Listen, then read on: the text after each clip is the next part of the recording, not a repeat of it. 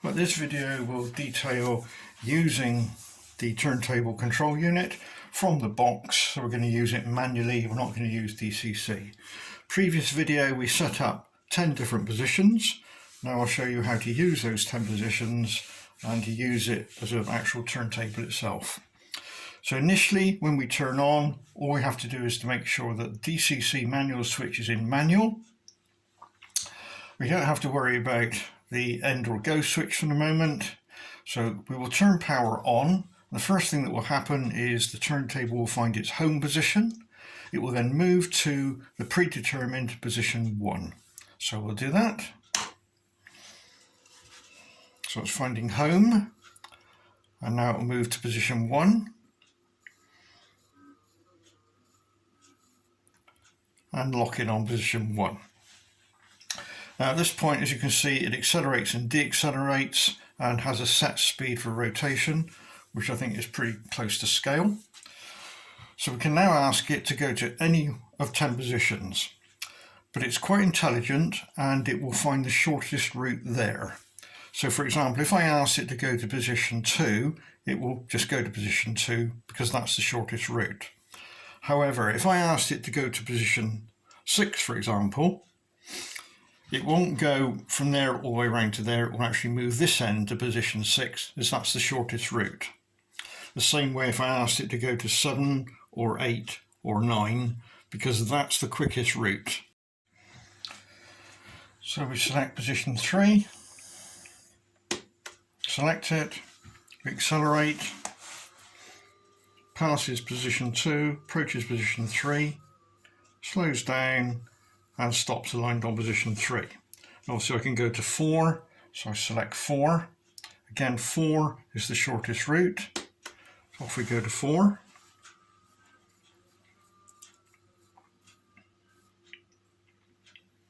Now if I wanted to line up with number 10, again I would select number 10, but because the shortest route is in that direction rather than that we're going round, that's the one it would choose. So I selected 10 and I go.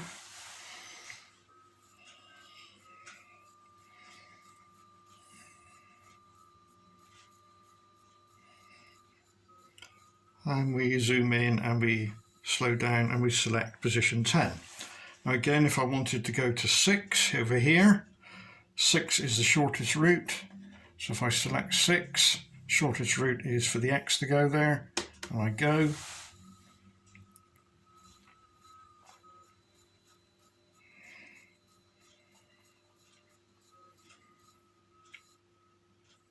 And we've aligned with number 6. So it's immaterial which end is which now that we're using it. It will sort itself out. But if we have to do a move and a rotate at 180 degrees, that's a 2 control operation we have to do. So the best way to explain that is, let's go to position number 1 and we'll start from position 1.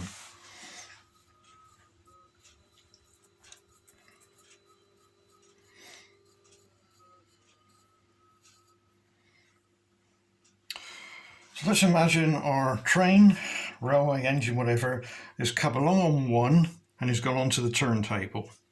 Now the first thing we need to do is, let's say we wanted to do a full 180 degree turn. Now that's carried out by selecting the position we're actually at. So if we're on 1, which we are at the moment, and we want to do a full rotate, we leave it on 1 and we just tell it to go. At which point it will do a full 180.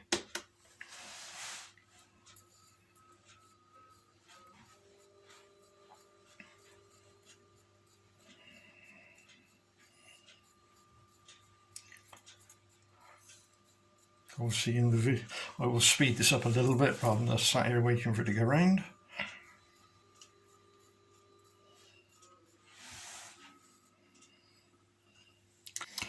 Right, so what happened then was the engine came in and we did a full 180.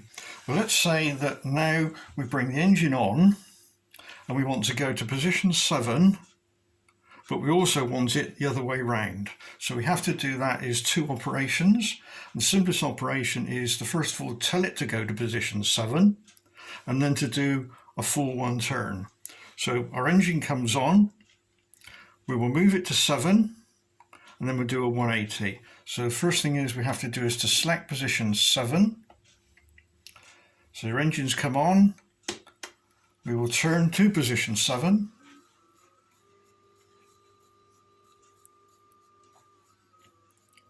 So it's now lined up on 7, but of course we need the engine to be pointing the other direction, so we select it again, and it will now do a full 180. Does seem an obscure way to achieve the results, but it's by simple, easy way of doing it, an easy way to remember.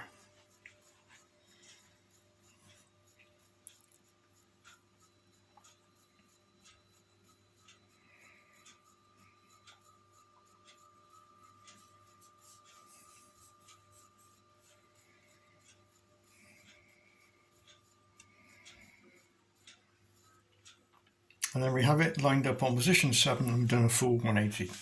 So we'll do that once more. So let's imagine now we're over here. But of course we had, right, what I've got to remember is that although the tracks appear to line up as I've done here, they're not. You will notice that we went to 7, but you notice 3 is slightly misaligned because we in fact asked it to go to 7. Now I've set these up on purpose to show the slight misalignment. So if I now asked it to go to 3, you'll find that there's a little bit of movement at this end. You'll see the LED flash as it lines up this end to number 3.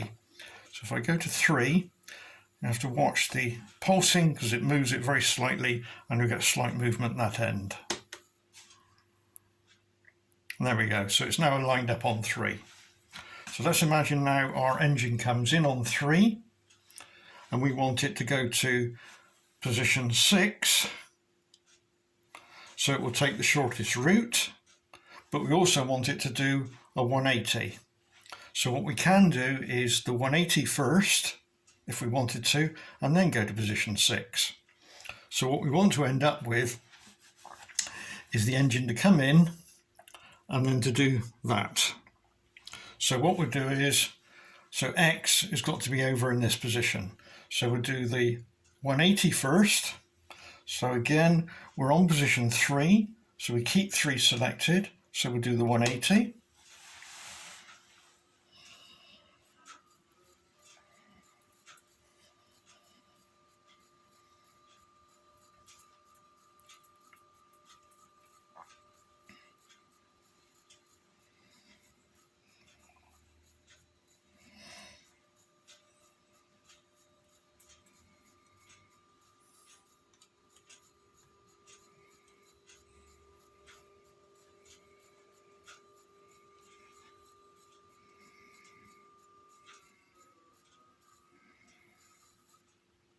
Right, so our engine now has done a full 180 and now we should have wanted to go to position 6. So we now select 6 and we do it.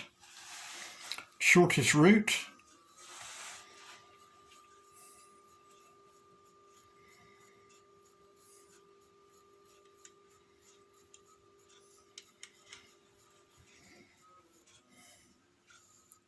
I'm now lined up with 6, ready to take the engine off.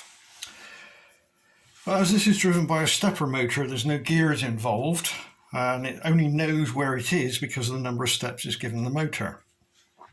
So if for any reason you drop something down into the well and it jams up when it's rotating round, it won't do any damage, it will just miss a lot of steps. So to give you an example of that, if I ask it to go to 5, and I'll actually put my finger in there and stop it rotating, and you'll see what happens. So I'm off to 5 at the moment. I'm actually going to stop it by putting my fingers there. You can see there's no damage done, but what will happen is it will stop in the wrong place because it missed the steps. So if that happens, you've got 2 choices. One is either to turn it off and on again, or with the switch, if you go to the end position, it will do a reset. So if we go end, what will happen is it will come round, it will find the home position.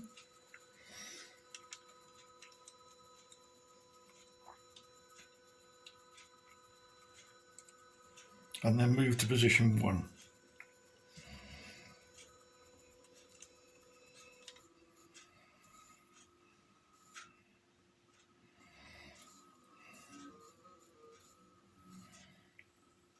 And like that, I'm ready to start moving again. So again, we can go to number 2, for example, and we have a fully operational turntable again. Right, I'll now try and demonstrate the accuracy. So for this, I'll try and bring in the camera a bit closer. But that completes operation of the turntable from manual control. Very straightforward. Just got to remember that you may have to do 2 commands, a rotate and a move, to get your engine in the right position. Now, this part of the video will demonstrate the offset system if the rails are not exactly down the centre of the rotation point. So what we're doing is we're looking along position 1 and we're about to do an alignment. So this is the setup. So the first thing it's asking me to do is to go to position 1, which I will do.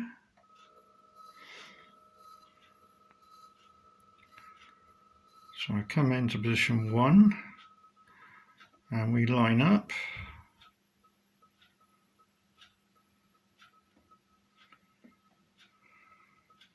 If we go too far, we can come back. Too far.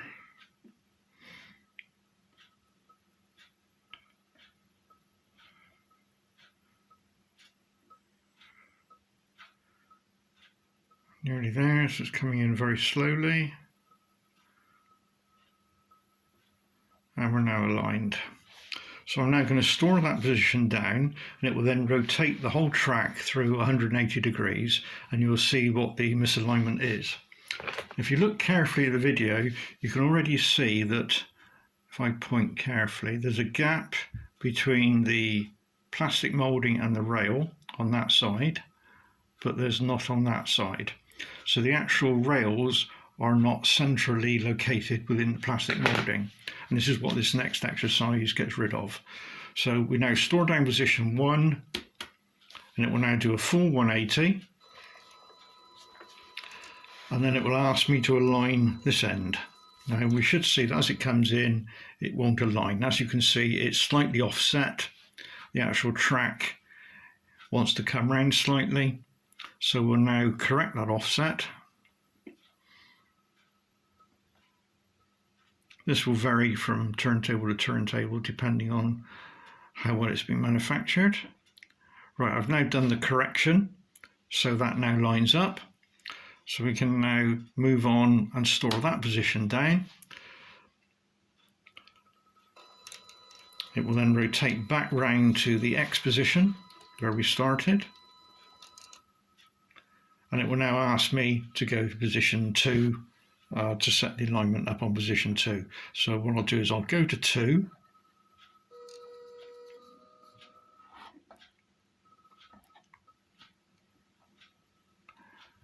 And I'll store 2 down. And I won't store the other 8 positions, so I'll end that function. So we'll go find home. And then move in and find position 1. You see it lines up. I now ask it to do a full rotate so we can see it line up with the other end.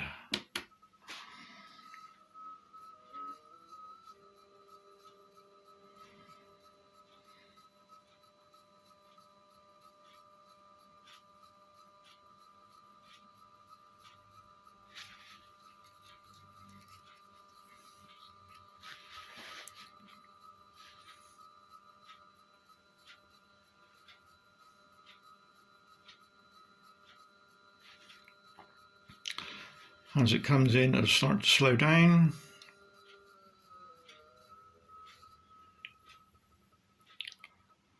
And there we go, we have perfect alignment.